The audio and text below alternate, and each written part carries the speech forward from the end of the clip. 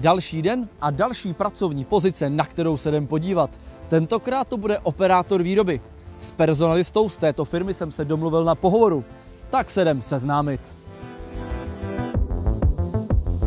Právě se nacházíme ve firmě v Chomutově a tentokrát si mimo samotnou pracovní pozici ukážeme i proces k jejímu přijetí. Dobrý den. Já vás tady vítám a přesuneme se do zasedací místnosti na pohovor. Dobře.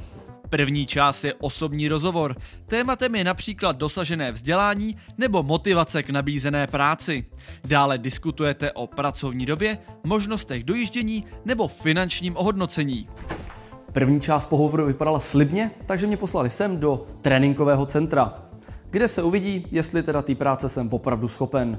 Teď přichází ta hlavní část, kde musíte ukázat, co ve vás je a využijete všechny své znalosti stavění lega. Ne každá firma bude praktickou zkoušku vyžadovat, ale určitě je fajn na to být připraven. No a jelikož se nacházíme ve firmě, kde se vyrábí elektronická zařízení, tak je hlavní pracovní náplní operátora výroby právě osazování desek plošných spojů, čehož se týká i tato praktická zkouška. Máte když tak nějaký náhradní, když to zlomí? Máme náhradní, máme. Dobrý. Jo, dvě dělám zároveň. Protože vlastně v té výrobě operátorky osazují třeba 8 desek na rámu naraz. Po ruce mám manuál, kterým se řídím. V krabičkách přede mnou jsou jednotlivé dílky a ty buď ručně nebo pinzetou skládám na základní desku. A ty operátoři pak třeba dělají aspoň jako stejné součástky nějakou dobu, nebo se to střídá rychle? Většinou se jedna zakázka třeba dělá celou tu směnu, ale někdy se i přejíždí na jiný typ přístroje. Zkouška je pod dohledem pracovníka, který sleduje vaši zručnost a motoriku. Důraz je samozřejmě kladen i na správnost osazení desky. Na první pohled se to může zdát složité, ale stačí se jen řídit návodem a s každým krokem bude postup patrnější. Tak to bylo dobré.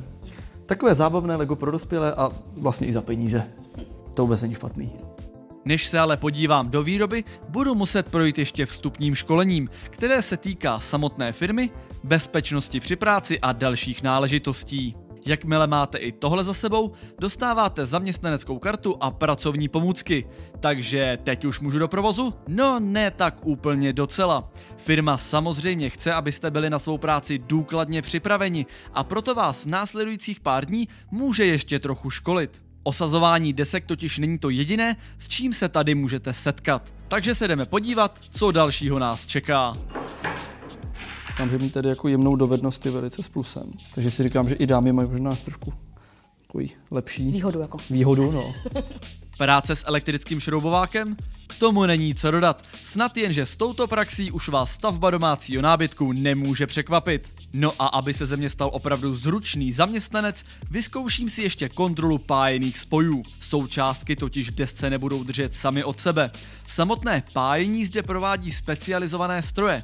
Nicméně i stroj může udělat chybu, takže je potřeba vizuální kontrola a případná oprava. Či si říkám, že to je docela náročný, jako tady v tom drobném jako systému vidět ty jednotlivé. To je vlastně jako když máte fotku a on vám to ukáže, jestli tam je chyba nebo není. Lepidlem, které spojuje součástky s deskou, je cín. Pokud ho není dostatečné množství, je potřeba ho pomocí pájky a cínového drátu přidat. Tak, teď máme... Zůstaňte tam.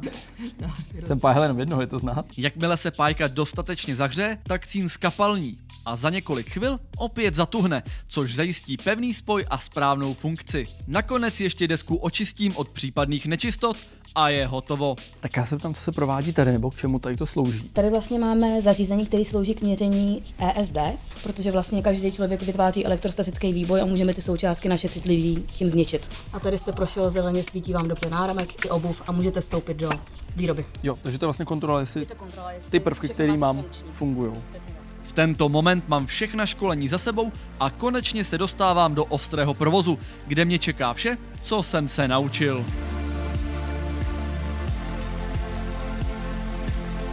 Podmínkou přijetí na pozici operátora výroby je výuční list. Firmy mohou zajistit potřebné školení nebo získání certifikátů.